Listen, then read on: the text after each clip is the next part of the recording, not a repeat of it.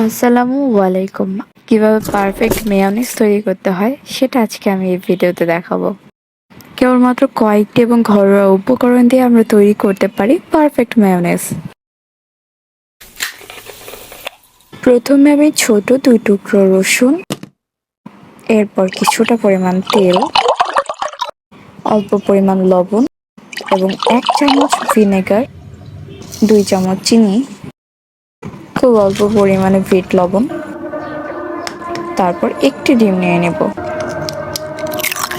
ডিম রুম টেম্পারেচারে হতে হবে, অর্থাৎ ডিম যদি ফ্রিজে থাকে এবং ঠান্ডা থাকে তাহলে মেয়োনিজ হতে অনেক সময় লাগবে। এখন সবকিছু একটা মিক্সারে নিয়ে ব্লেন্ড করে নেব। এটা ব্লেন্ড হওয়ার মাঝে মাঝে কিছুক্ষণ পর পর কয়েকবার তেল দিয়ে দিতে হবে, আর সেটা অবশ্যই সয়াবিন তেল হবে।